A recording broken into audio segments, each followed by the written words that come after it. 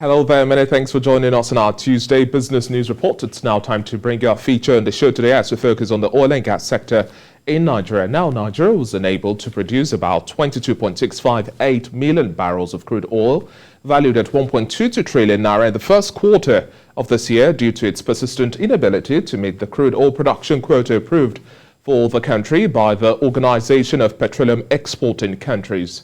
Now, analysis of data contained in various OPEC reports released in different months this year shows that Nigeria failed to meet its oil production quotas in January, February, and the month of March.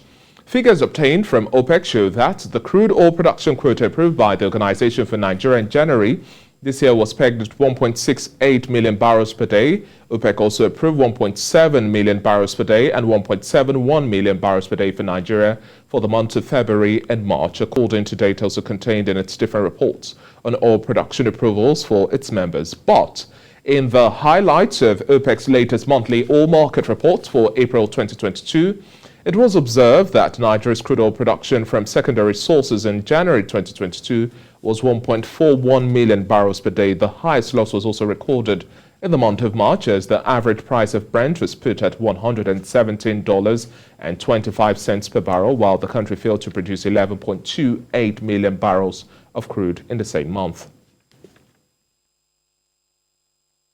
Well, joining me now live in our Lagos studio to discuss this and much more, I have Adeola Yusuf, the team lead Platforms Africa.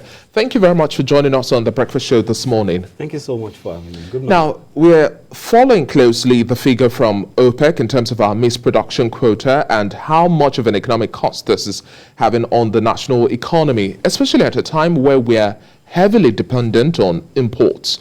Now, yes, the country is a net exporter, but also simultaneously, it is a net importer. How problematic do you think this issue portends for us, the fact that we are missing our production quota, which is approved by OPEC? Okay, let's start from the value that Nigeria is losing based on this inability to make the per quota. And before even going there, let's quickly do a background check.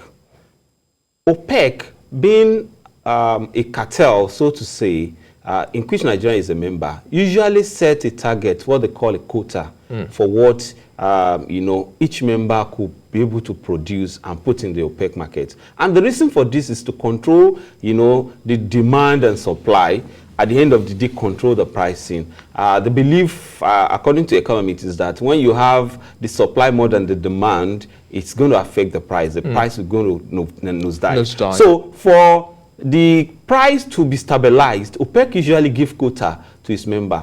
A lot of time before now, Nigeria usually complain that the quota OPEC has been giving it is so small for the volume it's able to produce.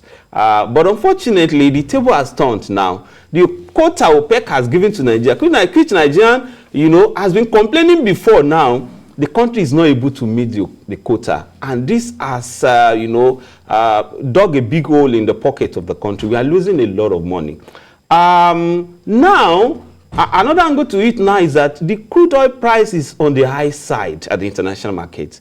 What is supposed to be to the advantage of Nigeria now is to the disadvantage of the country. So, being the biggest exporter of crude oil in sub-Saharan Africa and the biggest importer of refined products, where we are is very, very unfortunate. So we are losing a lot of money at both ends. We are losing money through inability to meet the production quota. We are losing money through the inability to refine locally, which has pushed us into depending on importation for the product. I'm aware that the Nigerian National Petroleum Company Limited is doing a lot of making a lot of effort based on reports. The government is doing a lot of things, but I want to on this stage say that there should be a realignment of the entire firmament of the Nigerian oil and gas industry. Now, I will say this for the fact that everyone here of a lot of money Nigeria is losing due to crude oil price. People did not take that seriously until over 150 people died in Imo. So crude oil we are losing crude oil. From the last report we got from the NNPC, there are those export pipelines that, in fact, by the time they put over 200,000 barrels of crude into those lines at the export terminal where they are supposed to retrieve the one that they are putting at this end. It's only about 13,000 barrels that they usually get. So over 200. So a lot of money has been lost. In fact, I want to say categorically that this calculation we have done about the loss Nigeria is incurring is even very, very marginal when you want to. The calculation is based on the monthly averages we've seen in terms of how the price increase of a petroleum product have gone up, especially for where Nigeria's crude trades. But now you've made mention of the impact of pipeline vandalism, oil theft, how much it has cost in Nigeria. But the moribund state of the nation's refineries is nothing to write home about. Last year, for the bulk of the year, we literally produce nothing. How much would you say will it take now to turn the wheels around to now start producing at a much more sustainable volume, especially on the back of the fact that government is wearing its pride quite high, that it's investing more in rehabilitation of these moribund refineries? Okay, 445,000 barrels of crude oil is allocated to those 4 assets. 4 refineries, public refineries across the country. 2 of those refineries in Port Harcourt, 1 in Kaduna, another 1 in Warri. You have stated it earlier. We are still having production at below, expectation in those refineries. One of those refineries is not even producing at all. I'm aware of a number of, through report, a number of policies or plans lined up by the NNPC. There was a co-location contract with IOCs, international companies. There are a lot of programs that there are, investment that have been made into putting those assets back to shape. But as we speak now, the refineries are still producing at below optimal capacity. And most times you hear even government functionaries talking about private refinery in Lagos, if I'm allowed to mention name, Dangote Refinery. So everyone is now talking about Dangote Refinery. And I think as a Nigerian that is, has all the blood of Nigerian flowing in, as much as we love what a Nigerian Alhaji Dangote is doing, Nigeria should not depend. There should be that competition. So I want to say that all the effort that NNPC is putting into play, because NNPC has no choice now, is supposed to be a company now, a limited company now, that is supposed to be on the side of profitability. So NNPC has no choice now but to make sure that those refineries are back to shape. So they should make sure that we all see that. And it's going to help Nigeria a lot. Look at the scenario. Although the government will not want us to call it crude oil swap, they prefer to call it direct sale, direct purchase agreement. But that agreement is killing the economy. Until this is what the agreement is all about. The 445,000 barrels of crude oil that are being allocated to Nigeria every day are being shipped out through some contractors into those refineries abroad to provide jobs for those refineries, to weaken, because every barrel of crude exported to be refined out abroad is weakening the Nigerian naira, against the dollar. So all those things are against, the economy of the country. Let's also discuss how much of a dilemma we have industries heavily dependent on petroleum products in the country are facing. Now, the first quarter of the year we had a whole lot of blows in terms of petrol scarcity, the off-specification import we had. We also saw the price of diesel skyrocket. We had aviation fuel scarcity. That was just the first half of the year. A fresh start to 2022, quite a difficult one at that. Now we're in the second quarter, already midway through the second quarter of this year. Aviation experts and players within the field are saying we cannot continue to buy at 700 naira. There is no magic wand to bring down the price of Jet A1 fuel. We don't produce here in the country. That's another reality. So by the time we want to even talk about sustainable pricing and lowering the prices here in the country, it's almost like there's no light at the end of the tunnel.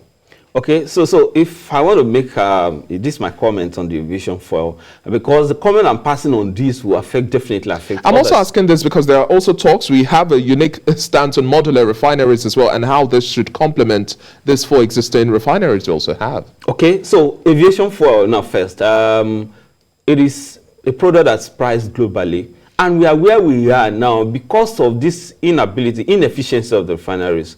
Because it's one of the products you get from crude oil when you refine. So if you have refineries in country that are working, at least that problem may be mitigated. But now the reality we have on ground is that the price is controlled globally. It is not that the aviation fuel is so high in Nigeria and not high in the other parts of the country. Or you can't compare the price in Saudi Arabia, for example, which is a producing country like Nigeria. No, I've said it. The only reason you won't compare the two is because there is a local refinery in Saudi Arabia, and through that arrangement, things can be sorted. With the reality we have now, until we put those refineries back into shape, there could still be those pockets of issues that we'll be having, and it's a reality. So if you want to make our comment on the reality we have on ground now, that price is still the global price. Just like a report that was done by Platforms Africa, in which it shows that the price of petroleum products in the country, due to particularly the PMAs, due to subsidy regime and all that, is one of the least in the world that we have. Okay, so the reality we have now is that is what we have. But the major thing that a lot of people are not paying attention to is the issue of forex. Yesterday, the Major Oil Marketers Association of Nigeria issued a press statement saying that they are abandoning the importation of aviation fuel, and the only reason that they gave was, it is heavily dollarized. It's heavily dollarized, and they are not making that forex available for them. So you will not expect a businessman to invest heavily in a product. At the end of the day, there is no guarantee of return on investment. So they have said that they are abandoning that for the NNPC, and I think that is not good enough. You won't blame them because of the fact that they are businessmen. That is not good enough. So everyone should now rally around the NNPC to make sure that those refineries are working. By the time those refineries are working, other refineries are working, the Dangote refinery is working, other refineries are working, I think it's going to be better for Nigeria. And everyone should start talking about that and support the effort by NNPC to ensure that crude oil theft is mitigated. We also have to face the reality that the PIA, we are yet to see any proceeds come through. We still have the fuel subsidy regime, the extended 18-month period, and the reality as well that we have the Russia-Ukraine crisis also exacerbating the pressure we are seeing in energy demand and costs. So we have a whole lot to deal with, but we just hope government takes necessary action to mitigate all of these problems. Thank you once again for your time at the Breakfast Show this morning. My pleasure. Adiola Yusuf. My pleasure.